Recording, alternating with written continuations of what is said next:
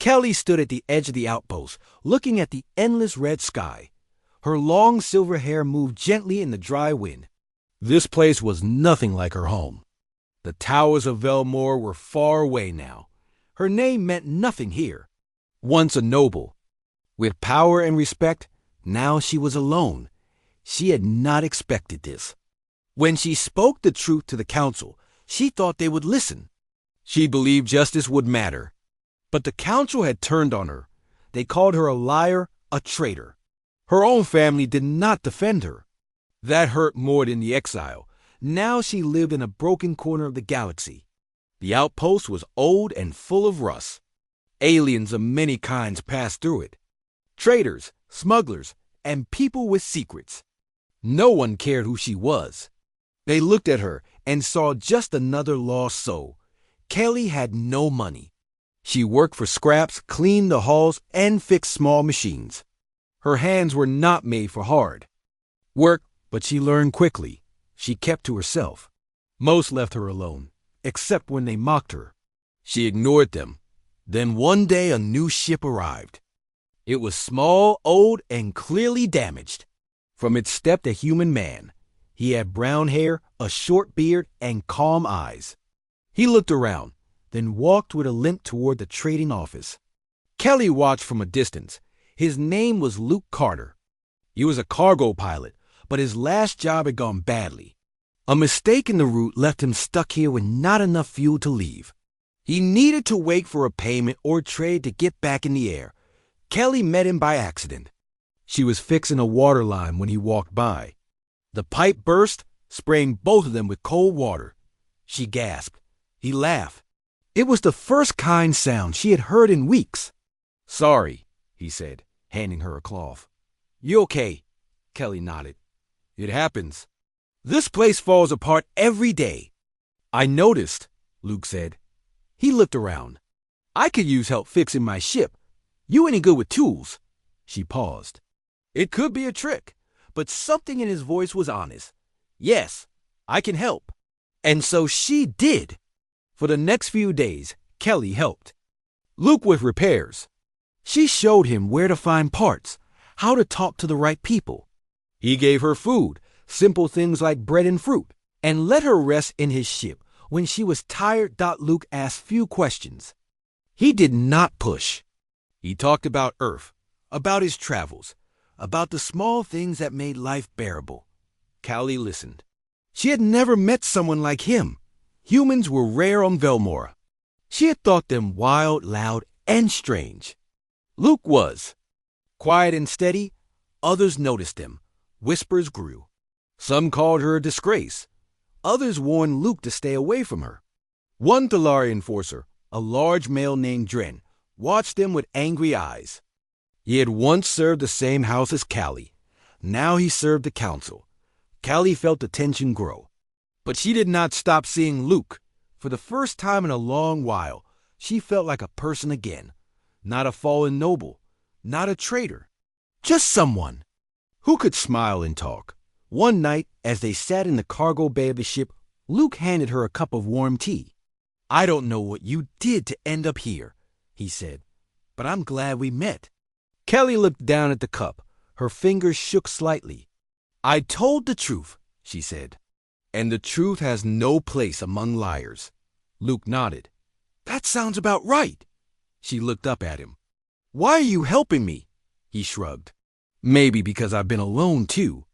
Maybe because you look like you needed someone to remind you you're still worth something." Kelly did not answer right away, but she felt a tear slide down her cheek. Luke said nothing. He just sat beside her as the stars blinked quietly outside. And so their story began, not with fire or battle, but with two lost souls sitting in silence, finding a little peace in the middle of nowhere. The next morning, Kelly woke early. She stepped quietly through the ship, careful not to wake Luke. The ship was small, but clean and organized. It reminded her of her old room back on Velmore, simple, but full of care. She found some tools and went to the outside panel of the engine. The ship still needed many repairs. Luke had helped her feel safe, and she wanted to repay him. Working in silence, she cleaned out the filters and fixed some loose wires. Luke stepped out an hour later, holding 2 cups of warm drink.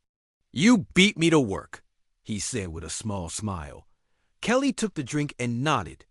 "You gave me food and shelter." "I want to help." They spent most of the day working together. Kelly taught Luke how to use local parts in place of Earth-made ones. Luke taught her how to weld and patch hull plates. It was slow work, but they worked well as a team. At lunch, they sat near the ship's open ramp. The outpost was dusty and full of noise. Small ships came and went. People shouted over broken radios. But around Luke's ship, there was a strange calm. "Do you ever miss Earth?" Kelly asked. Luke looked into the distance. "Sometimes I miss the blue skies, the smell of trees, but Earth has its own problems.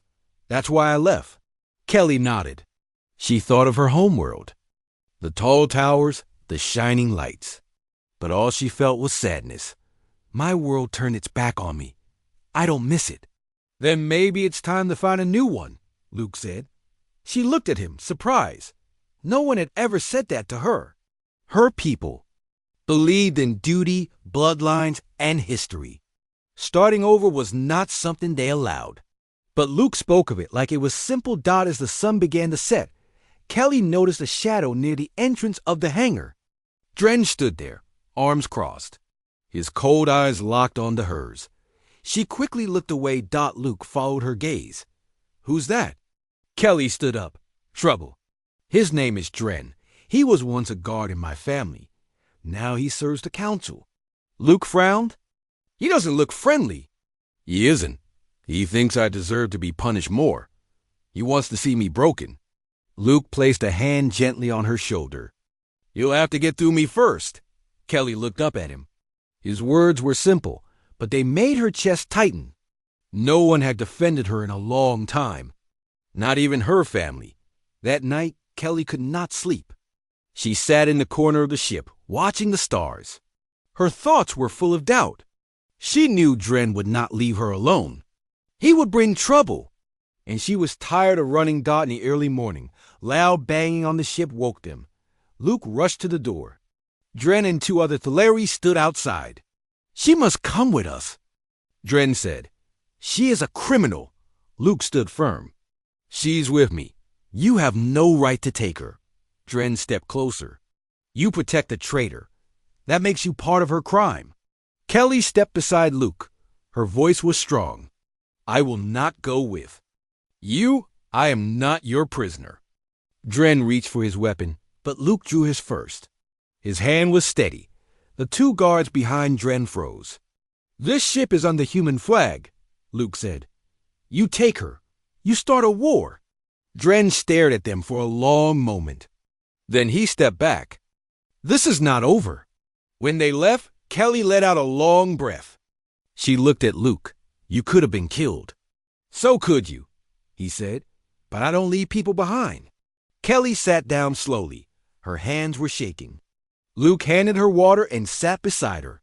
For a long time, they said nothing. Then Kelly turned to him.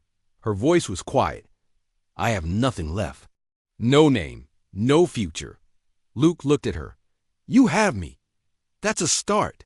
She felt something stir in her heart. Something warm. She didn't know what it was yet, but it gave her strength. That day, they worked harder. Kelly wanted to finish repairs. She wanted to leave the outpost. She wanted a chance at something new.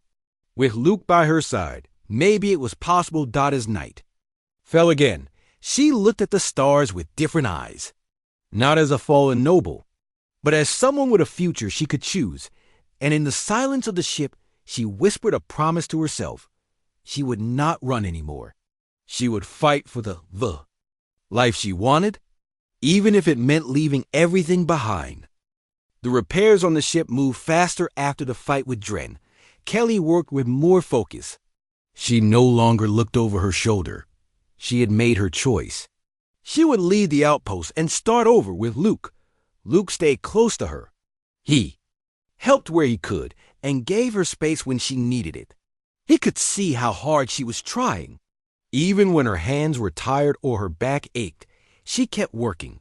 One morning, as they checked the last engine panel, Luke smiled. Just one more fix and we're ready to fly. Kelly looked at the sky. I never thought I would leave this place. You deserve better, Luke said, and we're going to find it. They made a plan to leave in 3 days.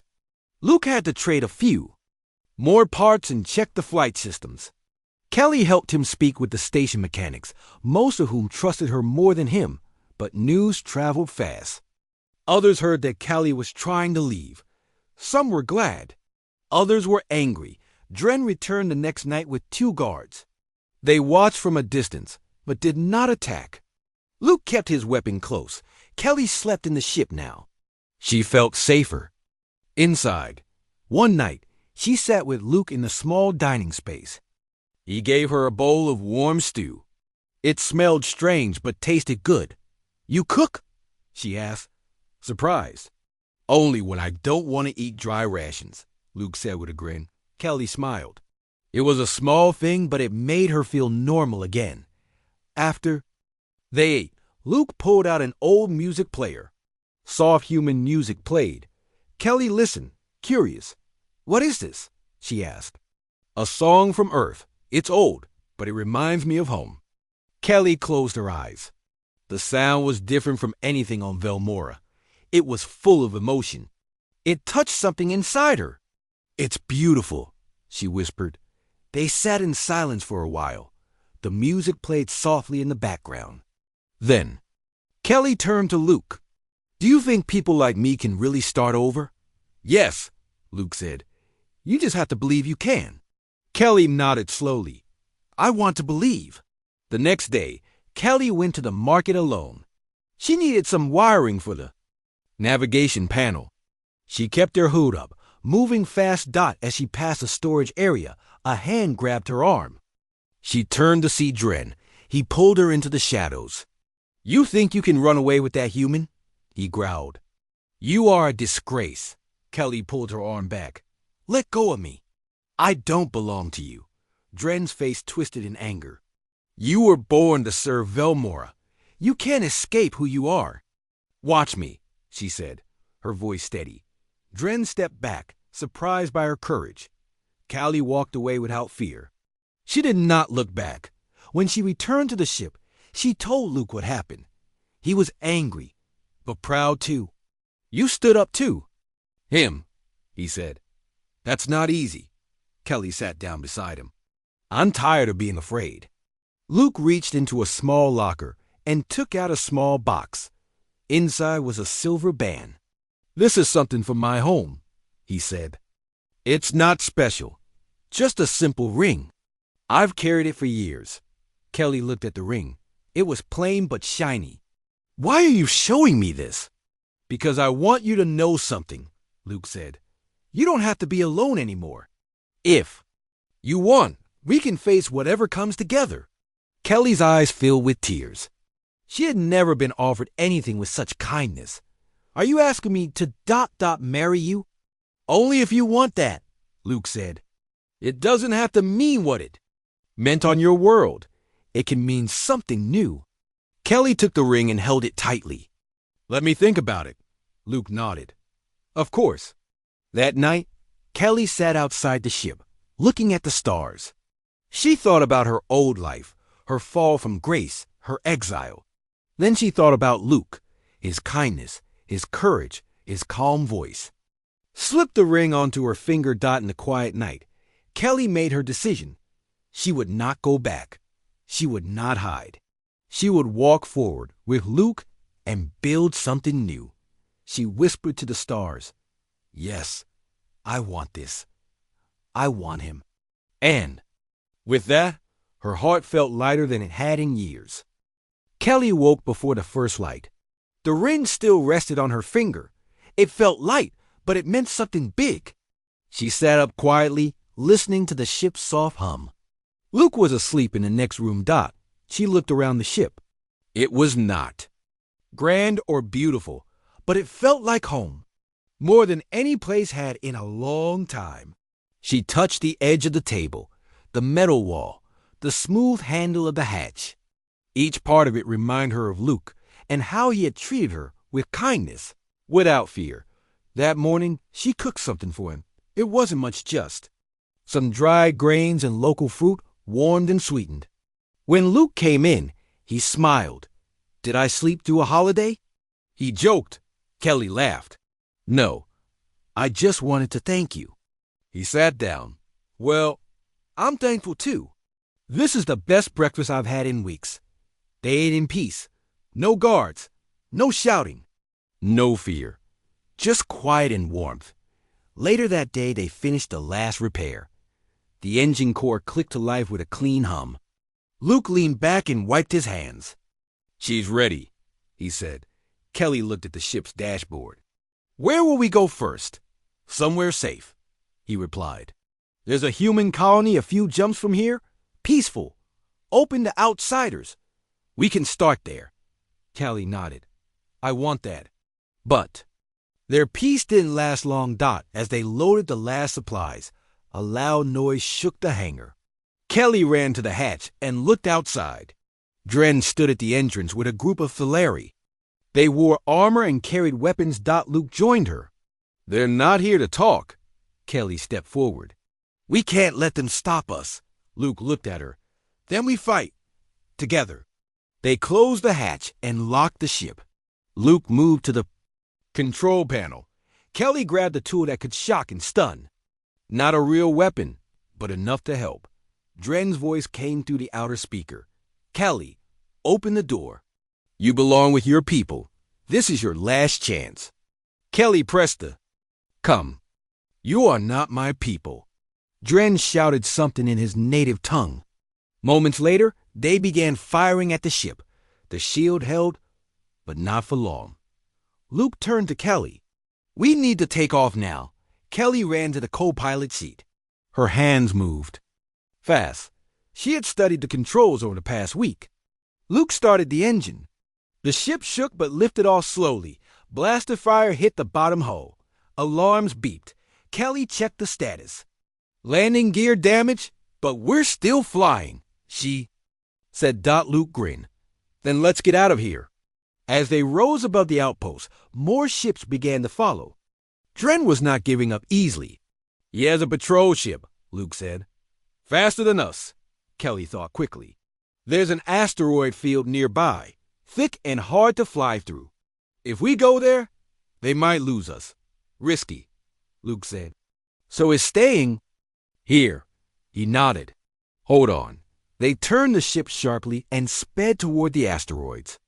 The field appeared ahead, huge rocks spinning slowly in space. Some were small, some as large as towers. Luke tightened his grip.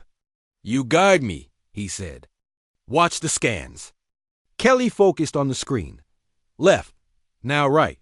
Small rock ahead. Up just a little. The ship weaved through the field. Behind them, Dren's ship followed. But it was bigger and not built for tight turns. Suddenly, one of the rocks hit the patrol ship. It spun off course and crashed into another. Kelly gasped. "They're down." Luke let out a deep breath. "We made it." They kept flying until they reached a quiet patch of space. Stars stretched far and wide. Luke slowed the ship. Kelly leaned back. Her heart was still racing, but she smiled. "We're really free now." Luke looked at her. "Yes, and we did it together." She turned to him. "I never thanked you for saving me, for believing in me." "You saved yourself, Kelly," he said. "I was just there to remind you." She reached for his hand. He took it gently. They sat in silence, floating among stars, with a new path ahead. No more fear, no more exile. Just a future they would build, step by step, side by side. The stars outside the ship moved slowly as they traveled through quiet space. Kelly sat in the co-pilot seat, her eyes watching the soft lights on the control board. Luke was beside her, calm as always, his hands steady on the controls. They had escaped Dren, but the damage to the ship still needed work. Luke checked the systems. "The engine core is holding. Shields are weak. We'll need to land soon," Kelly nodded. "Where will we go?" There's a small colony ahead, Luke said. Human run. It's not big, but peaceful. We can stop there and fix the ship. Maybe stay a while. Kelly looked at her hands. And if they ask about me, we tell them the truth, Luke said. That you're with me. Kelly smiled. That sounds right. They reached the colony by the next day. It was built on a green planet, full of trees and salt hills. The colony was simple, with metal houses and solar towers. Children played in the fields. No guards, no weapons. In sight dot as they landed, a man waved from the landing zone. He wore a brown jacket and a wide smile. Welcome, he said. I'm Grant. We don't get many visitors. Luke stepped out first. We need some repairs, and maybe a place to stay. Grant looked at the ship, then at Kelly. He nodded kindly. You're both welcome here. We help each other. That's the way. Kelly felt the tension in her chest ease. They stayed in a small guest house made of wood and stone. It had one bedroom, a soft couch, and a small kitchen. Kelly liked it. It smelled of clean air and earth dot each day. Luke worked on the ship. Kelly helped with repairs, but also joined the local people. She helped plant crops, learned to cook local meals, and played with the children dot at first. The others stared at her. She looked different, spoke differently, but she worked hard and smiled often. Slowly, they accepted her. One evening, as the sun set behind the hills, Callie stood by the river. Luke came to her side. You've changed, he said. Kelly looked at the water. Maybe I've just become myself. Luke smiled. That's even better. She turned to him. Her heart was full, but quiet. She had no more doubts. Luke, she said softly, about your question. The ring. He waited. Kelly reached into her pocket and pulled it out. She placed it on her finger. Yes, I want to share this life with you. Luke took her hand. Then we start now. No past, just us. That night, they stood in the colony's small meeting hall. The people had gathered. There was no big ceremony, no long words. Just Luke and Kelly standing together, and a promise spoken in quiet voices. The leader of the colony smiled. In this place, what matters is choice. You chose each other. That's enough. The people clapped and cheered. Some brought food, others sang songs. It was simple, but full of joy. Dr. Eli looked at Luke as they danced under the stars. She had never imagined this life. Not in the halls of Velmora, not during her exile. But here with this human man and kind strangers, she felt whole. Later, as they sat by the fire, Luke held her close. Do you regret anything? He asked. Kelly shook her head. No, even the pain brought me here. He kissed her forehead. Then we'll keep building. Together, days passed peacefully. Kelly found joy in small things. Planting seeds, watching them grow, helping the young ones learn, sharing meals. She was no longer the noble from Velmora, no longer the exile. She was Kaylee, a woman with strength, with a voice, and with a partner. One morning, while working in the field, a young girl ran to her. A ship is coming, the girl said. It looks big. Kelly's heart jumped. She ran to the landing zone. Luke was already there, watching the sky. A dark ship hovered, large and silent. Not from the colony, not friendly. Luke turned to Kelly. They found us. Kelly took a deep breath. Then we protect this home. Together. Luke nodded. Together. And so they prepared. Not to run, but to stand and defend what they had built, side by side. The dark ship landed slowly at the edge of the colony.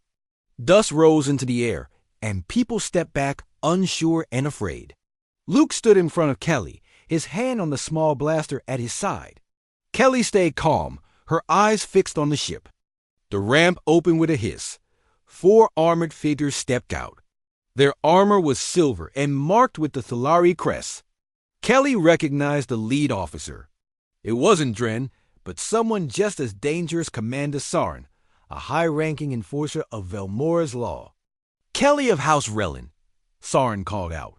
You are ordered to return and face justice. Luke stepped forward. She is not going with you. Soren looked at him with cold eyes.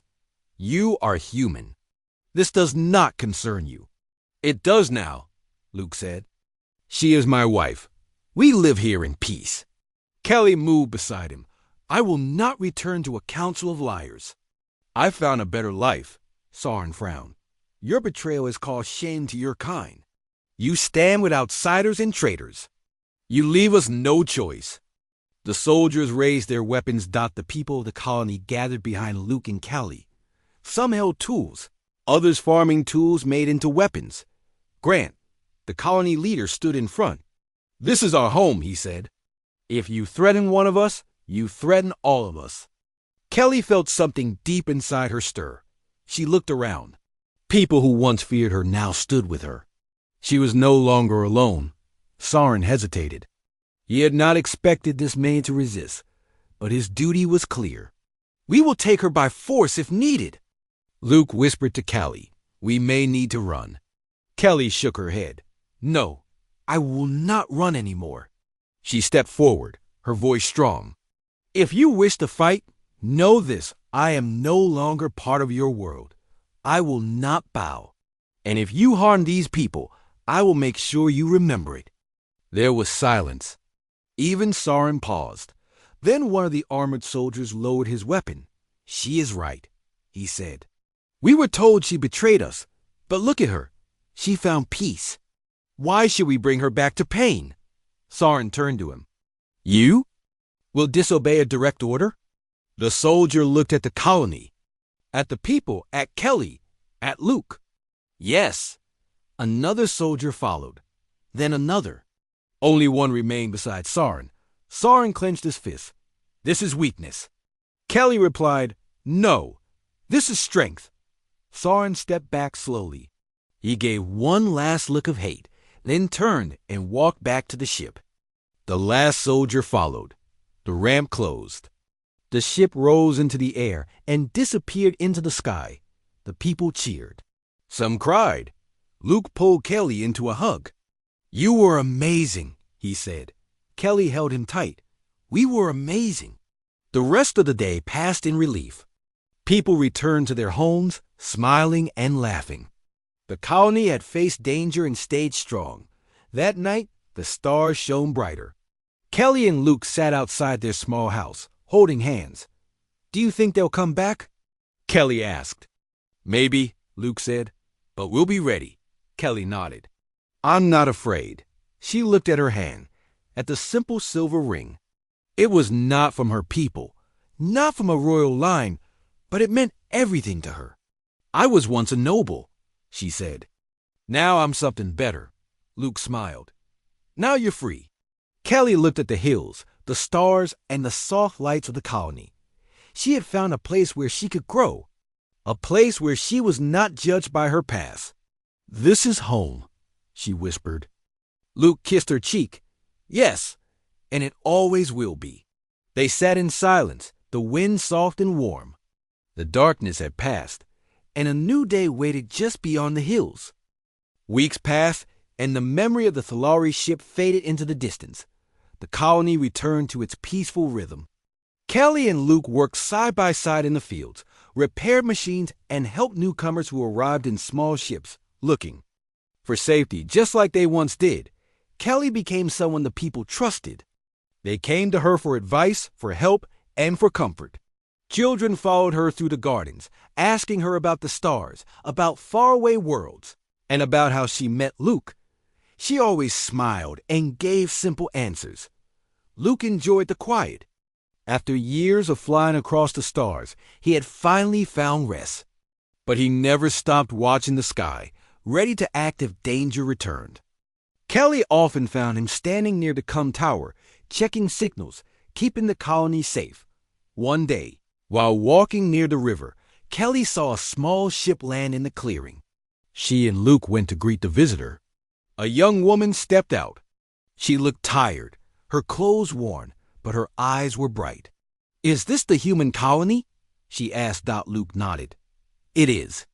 The woman smiled. I heard it was a place for people who don't belong anywhere else. Callie stepped forward. Then you're in the right place. Come, rest. They brought her food and gave her a small room. Her name was Mira, and she had escaped from a mining colony where she was treated badly. Kelly listened to her story with care. That night, as Myra slept, Kelly sat with Luke outside their home. She reminds me of myself, Kelly said. I thought. The same, Luke replied. You were once like her. And now look at you. Kelly looked at the stars. Maybe this is why I was exiled, to find this place, to help others who are lost. Luke smiled. Then it was the best exile ever. Time passed, and the colony grew. More people came, some human, some alien. All of them different, all of them looking for peace. Kelly and Luke helped them settle. They taught them how to live simply and safely. One morning, Kelly felt sick. She thought it was just from working too hard, but the feeling didn't go away. Luke became worried and called for help from the colony's small medical unit. After some tests, the medic smiled. You're not sick. You're going to have a child. Kelly froze. A child? Luke blinked. We're going to be parents. The medic nodded. Yes, congratulations. Kelly sat down slowly. Her heart was full of emotions. Surprise, fear, and something. Warm. Something new. Luke took her hand. We can do this. Together, Kelly smiled. I know. News spread through the colony. Everyone celebrated. They brought food, gifts, and stories. The children made a small crown of flowers and placed it on Kelly's head. You'll be the best mother, one little girl said. Kelly hugged her. I'll try. The months passed gently. Kelly rested more and Luke took on extra work. He never complained. He smiled more than ever.